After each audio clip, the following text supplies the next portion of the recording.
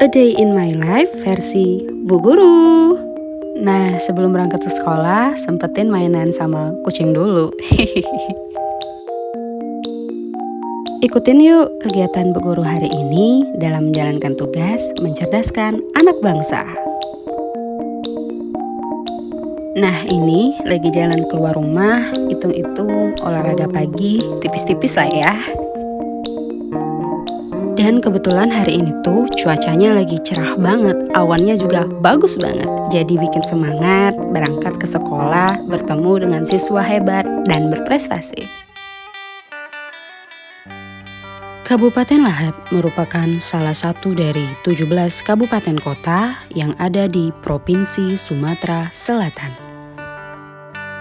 Kabupaten Lahat dikenal dengan sebutan bumi seganti setungguan, yang memiliki arti persatuan dan kesatuan yang kokoh. Gotong royong, setia kawan, berpendirian teguh, dan bertanggung jawab.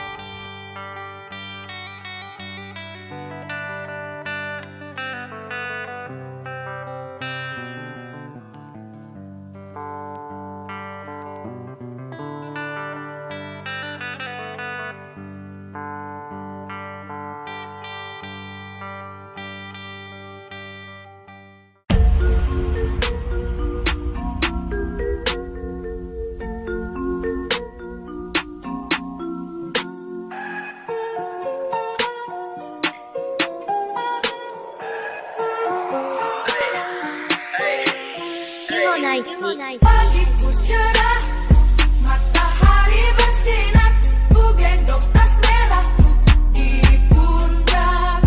Selamat pagi semua.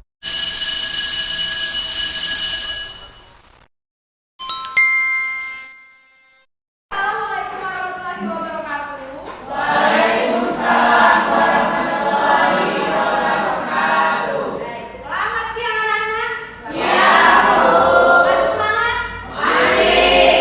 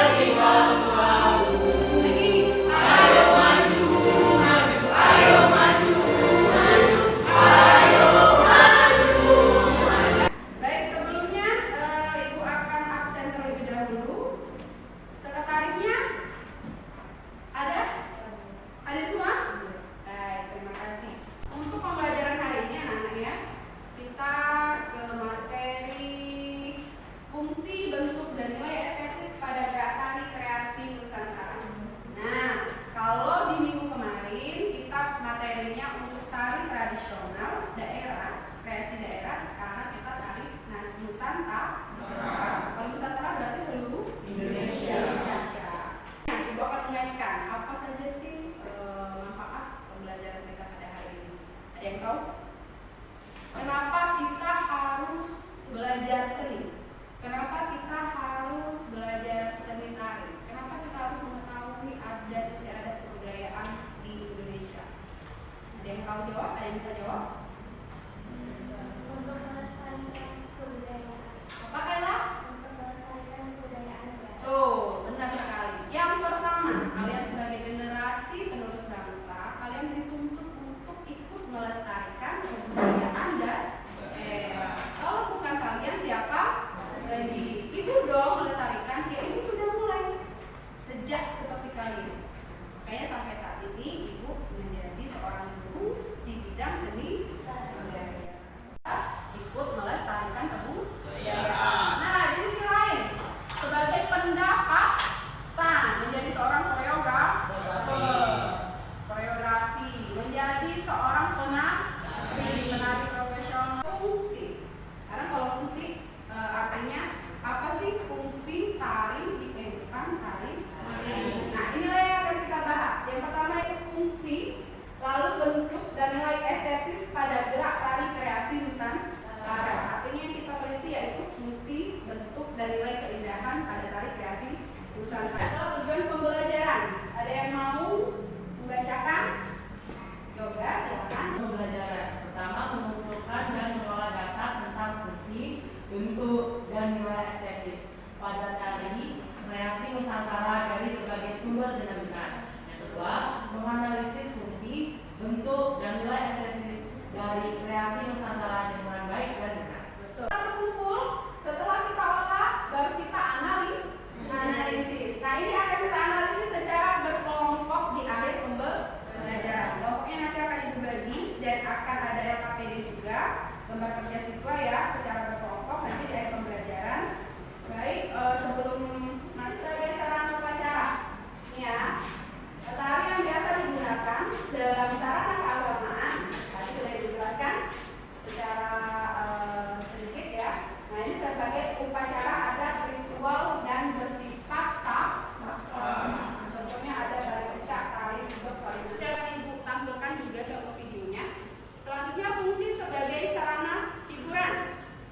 Nih, untuk memeriahkan atau merayakan suatu pertemuan, tari yang penyajiannya dititik beratkan bukan pada keindahan gerak. Jadi dia tidak pada keindahan gerak. Selanjutnya bentuk tari. Bentuk tari ada 3. Yang pertama tari banda, kedua tari dan ketiga tari golok. Jenis tari.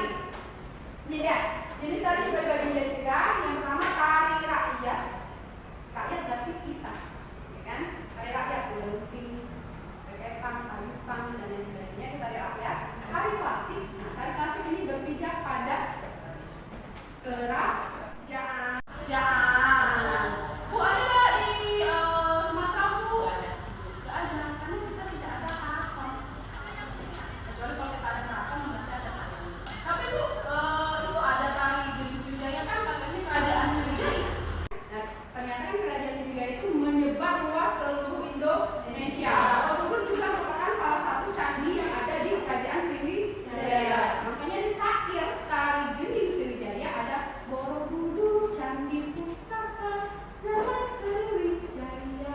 Nah, artinya Borobudur merupakan salah satu candi yang ada di kerajaan Sriwijaya. Berarti kita patut bersyukur, patut bangga dengan saya lahir di kota Sriwijaya, di tanah Sriwijaya. Artinya tanah Sriwijaya adalah kerajaan yang terbesar di seluruh Indonesia, di benua Asia. Kedua, gerak murni dan makna. Sudah ini saya buat sedikit. Untuk murni yaitu bentuk yang indah dan tidak dimaksudkan untuk menggambarkan sesuatu. Jadi dia dibuat untuk keindahan saja tariannya. Nah, kalau gerak maknawi dilakukan dalam kehidupan sehari-hari atau merupakan gerak khusus akibat suatu pengalaman yang bersifat khas atau baru. Misalnya kita buat itu untuk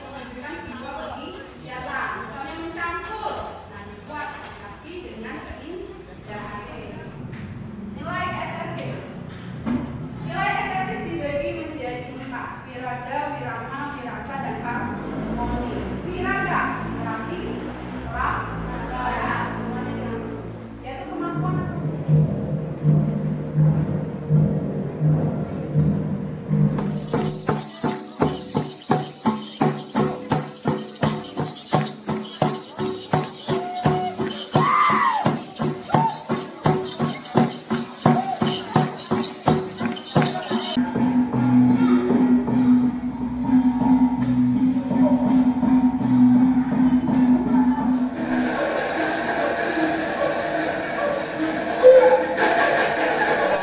Ada wong parap tuh, sudah seorang wanda parap tuh.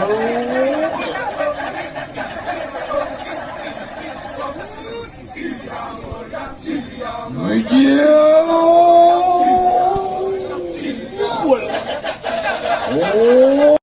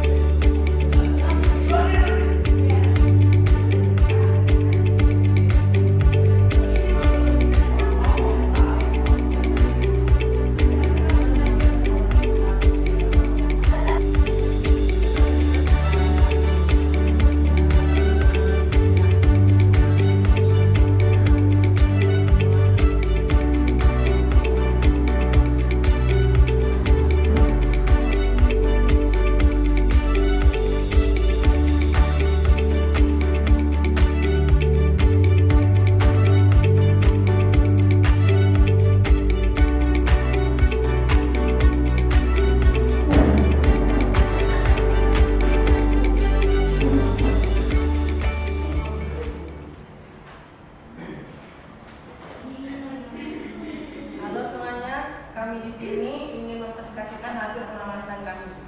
Pertama itu dari Budok, asalnya Kalimantan. Deskripsinya adalah bagian berlangsung 3 hari 2 malam. Mereka percaya karena ini akan mengambil roh leluhur dan dewa dari surga lapa turun ke bumi dan berkumpul pada suatu tempat. Tujuannya agar tanah mahakam untuk selalu diberikan berkah dan keselamatan. Ada anomansis.